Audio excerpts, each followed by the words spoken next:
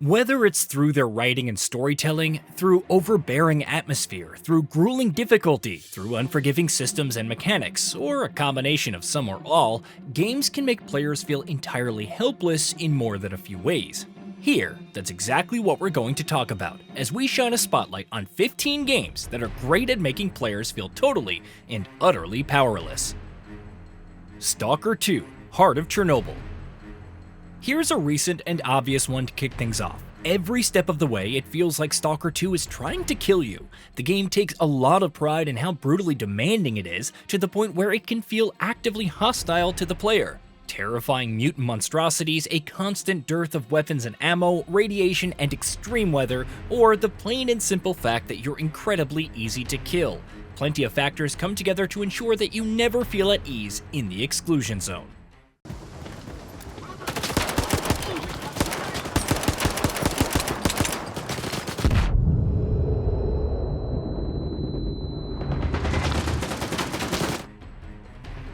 The Forest. Few games out there are as good at making you feel as terrified for your life as The Forest. Its world is crawling with all manner of danger, from cannibalistic creatures that have been ripped out of your worst nightmares to the unforgivingly demanding survival mechanics. When it's firing on all cylinders, which it usually is, The Forest can make your virtual island life a living hell for you, in the best way possible. The fact that it's able to do that as consistently as it does makes it that much more impressive. Resident Evil 7.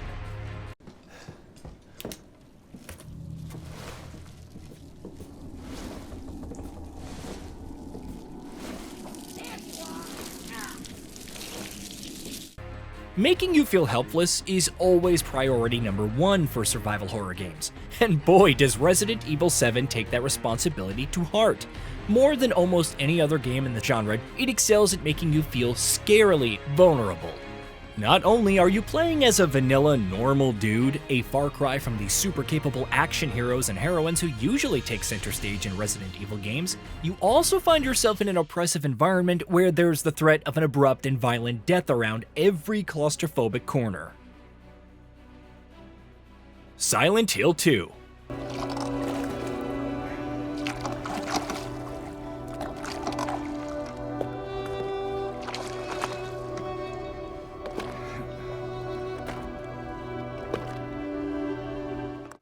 The moment protagonist James Sunderland enters the misty confines of the eponymous town of Silent Hill, you can feel the weight of pure dread instantly settling in.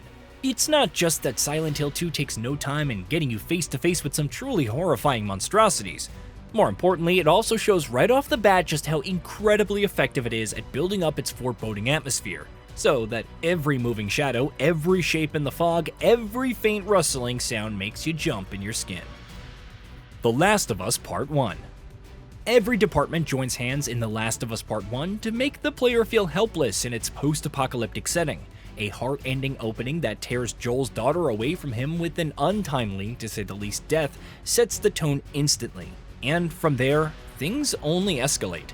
The Last of Us Part 1 may not be the most challenging game out there, but its unrelentingly oppressive world, its stellar storytelling, and its healthy sprinkles of horror nonetheless ensure that you're never feeling too comfortable.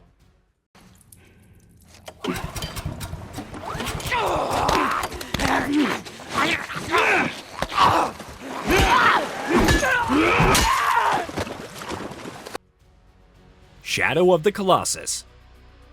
Loneliness and desolation. Those two words are at the heart of every second of Shadow of the Colossus. You spent the entire game in a world that is completely devoid of life and activity, where the only signs of either of those two are ancient ruins from an unknowable time ago. The only other living soul that you do meet are the 13 Colossi, each of whom, true to their word, dwarf you so impossibly that it almost defies description. A Plague Tale: Innocence. It might not be accurate to call A Plague Tale: Innocence a difficult game, but though it's pretty breezy and straightforward from a gameplay and design perspective, the way it contextualizes those things makes things feel so much more dangerous than they should.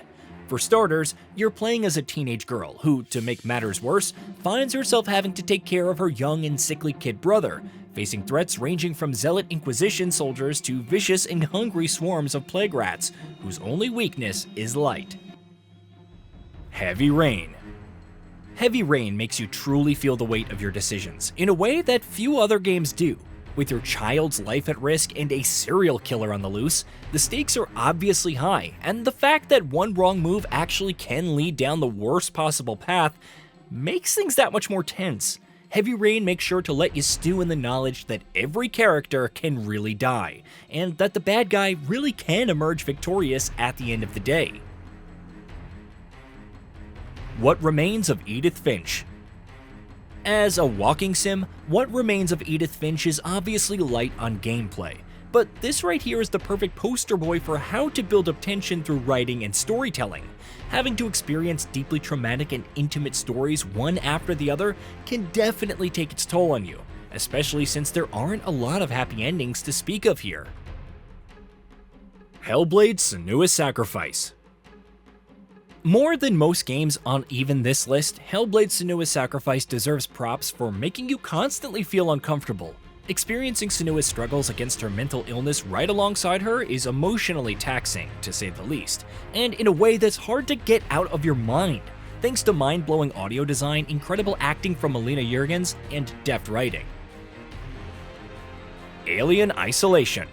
We're not done with the survival horror genre just yet. Let's get back to it for what is probably its best attempt at taking the power completely out of the player's hands every chance it gets. Pretty early on in Alien Isolation, you find yourself being hunted by a xenomorph, and the hideous creature remains a major threat for the majority of the experience.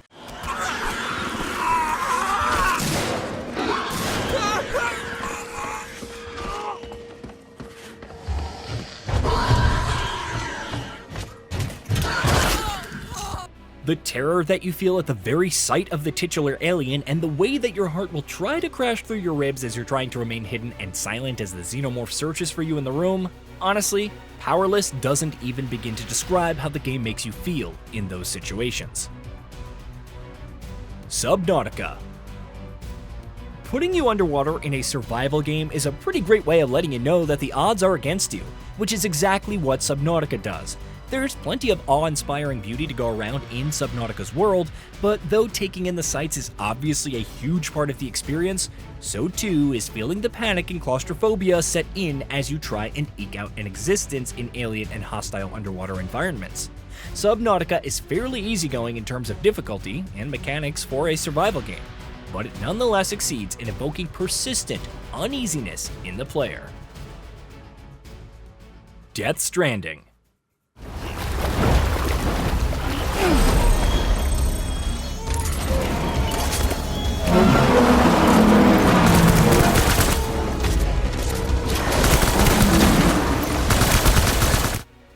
A post-apocalyptic world where chosen few souls are brave enough to step outside, inexplicable phantasmal creatures in the form of BTs, who can cause untold damage under the worst circumstances, mechanics that make even the simple act of moment-to-moment movement a task in and of itself, the list of things in Death Stranding that make it feel simultaneously bizarre and hostile is long.